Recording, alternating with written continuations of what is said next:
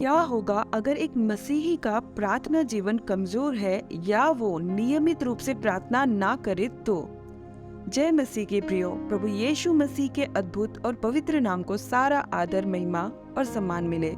हाँ प्रियो, आज का हमारा विषय प्रार्थना के महत्व के बारे में है। देखिए प्रियो, मैंने अपनी जिंदगी का काफी समय मसीह होते हुए भी पूरी तरह से सांसारिक जीवन जीने में बिताया है। और फिर एक ऐसा समय भी आया मेरी जिंदगी में कि मैंने मसीह को और मसीही जीवन को गंभीरता से देखना और जीना शुरू किया। मैं आपको इसीलिए बता सकती हूँ कि क्या अंतर है प्रार्थना जीवन में और संसारिक जीवन में। मैं संसारिक जीवन इसलिए कह रही हूँ क्योंकि अगर जीवन में प्रार्थना नहीं है तो आप ना चाहते हुए भी संसारिक बनते चले जाएंगे और आपको कोई नहीं रोक सकता। ये मैं अपने अनुभव से आपको बता रही हूँ। मेरे जीवन में कई बातें ऐसी हुई जिसके कारण मैंने जान लिया अगर हम मसीह से लिपटे ना रहे तो हमें कोई बचा नहीं सकता नाश होने से। और एक सपना, एक ड्रीम परमेश्वर की ओर से मुझे ऐसा आया जिसने मुझे पूरी तरह से झंझोड़ के रख दिया, और वो मेरे लिए वेकअप अलार्म की तरह था। मैं किसी और वीडियो में अपने इस सपने के बारे में आप लोगों से ज़रूर शेयर करूंगी। इस समय हम अपने विषय की ओर चलते हैं। हम जानने की कोशिश करेंगे बाइबल से, पवित्र शास्त्र से, कि प्रार्थना का हमारे जीवन में क्या महत्व है। ये हम पुराने नियम और नए नियम दोनों से देखेंगे। पुराने नियम में यहोशू की पुस्तक, उसका 9वां अध्याय, इसका टाइटल है गिबोनियों का छल। अगर आपने अभी तक नहीं पढ़ा है तो प्लीज अपना थोड़ा सा समय इस अध्याय को जरूर दें। मैं थोड़े छोटे विवरण में, थोड़े से छोटे से मैं आपको विवरण देती हूँ। जब इजरायली लोग वाचा की देश की ओर बढ़ रहे थे, जो परमेश्वर ने कनान देश उनको प्रतिज्ञा के रूप में दिया हुआ था, उसकी ओर लड़ते हुए, जीतते हुए, नगरों को जीतते हुए उस देश की ओर बढ़ रहे थे, तब उसी बीच में एक नगर पड़ा जिसका नाम था गिबोन। और गिबोन नगर के जो निवासी थे, जब उन्हें ये पता चला कि इजरायली लोग सभी नगरों को लड़कर जीतते हुए अब हमारी ओर बढ़ रहे हैं, तो वो ये घबरा गए जानकर, क्योंकि वो ये भी जानते थे कि जिन भी नगरों को वो जीतते हैं वो वहाँ के निवासियों को नष्ट करते चले जाते हैं। और ये सोचकर उन्हें घबराहट होने लगी, और उसी घबराहट में आकर उन्होंने एक योजना बनाई इजरायलियों को धोखा देकर खुद को बचाने की। हाँ, इजरायलियों को धोखा देकर खुद को बचाने की। इजरायली पुरुषों को और यहोशू को मिलकर उन्होंने उनसे कुछ बातें की। और जब ये इजरायली पुरुषों और यहोशू इन लोगों से मिलने के लिए गए तो इन्होंने एक झूठी वेशभूषा धारण की। इन्होंने अपना भेष बदला ऐसा बताने के लिए कि जैसे वो बहुत दूर देश से आ रहे हैं, बहुत समय हो गया है उनको आते हुए। फटे पुराने कपड़े पहन लिए, फफूंदी लगी हुई रोटी ले ली, जिससे ऐसा मालूम पड़े कि अरे बहुत समय से निकलकर ट्रैवल करते करते करते यहाँ तक पहुँचे हैं। तो ऐसा वेशभूषा धारण करके वो जब उनके पास पहुँचे तो उन्होंने उनसे कहा कि हम तेरे परमेश्वर यहोवा के नाम और उसकी कीर्ति सुनकर आए हैं कि किस तरह से तुम्हारा परमेश्वर तुम्हें सब नगरों पर जय दिलाता जा रहा है। हमारे यहाँ के वृद्ध लोगों ने और सब निवासियों ने तुमसे ये कहा कि हम तुम्हारे दास हैं और हमसे वाचा बांधो। अब आप देखिए कि ये लोग इनसे कहते हैं कि हम बहुत दूर देश से आपसे मिलने के लिए आए हैं और हम लोग ये चाहते हैं कि आप हमसे वाचा बांधिए। तो अब यहाँ पर ये हो रहा है कि यहोशू ने इनसे मेल कर लिया और इनसे मेल करके इनके साथ वाचा बांध ली। किस बारे में वाचा बांधे? इसलिए कि जब ये इनके नगर में जाए तो वो उनको जीवित छोड़ देगा, और वो भी यहोवा के नाम से। और उन प्रधान इजरायली पुरुषों ने गिबोनियों के साथ में ये वाचा बांध ली। अब हमें यहाँ पर समझने की जरूरत है इस बात को कि परमेश्वर ने आदेश दिया कि जिन नगरों को तुम अधिकार में लेते चले जाओगे, वहाँ के निवासियों को भी नष्ट करते चले जाना। और जब गिबोनी लोगों ने इजरायली पुरुषों और यहोशू से वाचा बांधने को कहा, तब यहोशू ने और उन इजरायली पुरुषों ने बिना प्रार्थना किए, बिना परमेश्वर से पूछे, बिना परमेश्वर की इच्छा जाने इनसे वाचा बांध भी ली यहोवा के नाम से।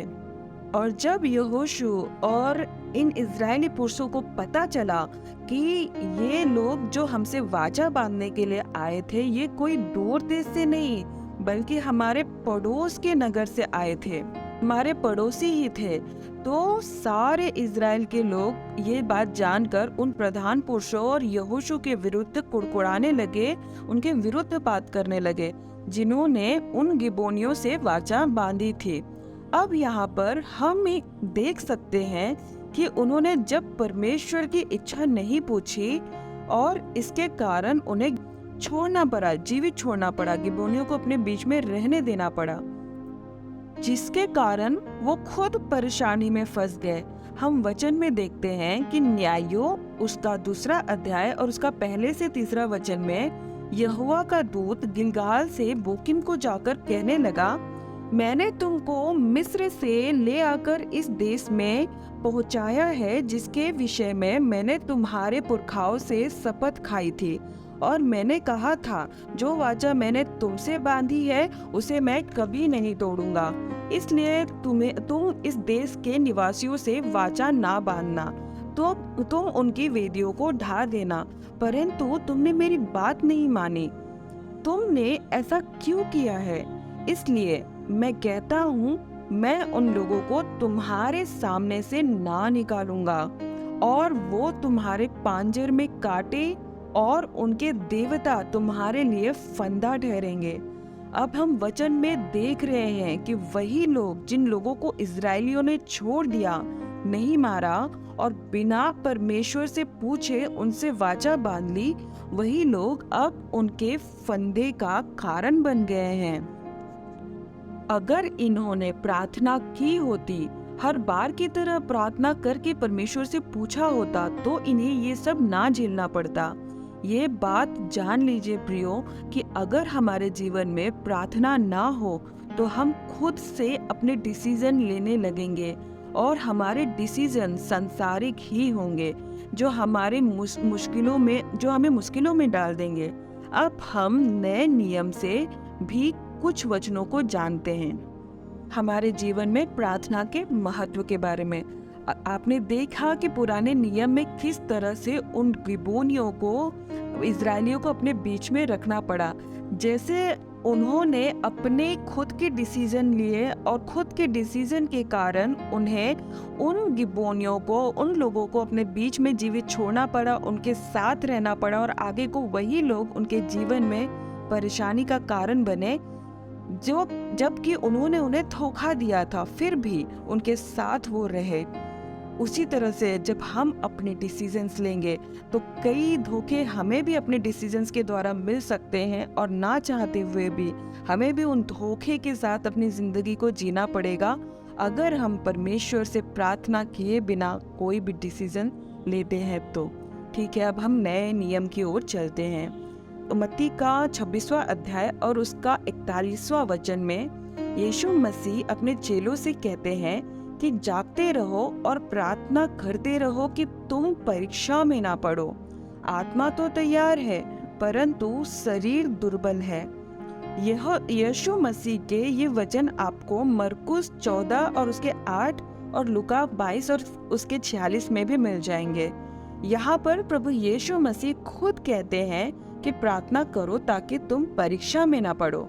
ये नहीं कहा कि प्रार्थना करो कि परीक्षा ही ना आए, क्योंकि मसीह जीवन में परीक्षाएं आनी ही है, क्योंकि कभी हम परमेश्वर द्वारा परखे जाते हैं कि और बेहतर मसीह बने, कभी हम अपनी ही मूर्खतापूर्ण निर्णयों को लेकर अपने जीवन में परीक्षाओं को बुलाते हैं और कभी हम शैतान के द्वारा सताए जाते हैं। देखिए दोस्तों, आप खुद सोचिए, एक ऐसा पेड़ जिसमें कोई फल ना हो, भला कोई क्यों पत्थर मारेगा? उसे पता है उसमें से कुछ हासिल नहीं होगा। जैसे जब यीशु मसीह भूख लगी जब उनको, तो वो अंजीर के पेड़ के पास गए और देखा कि कोई फल नहीं, तो उन्होंने उसे श्राप दे दिया और वो सूख गया।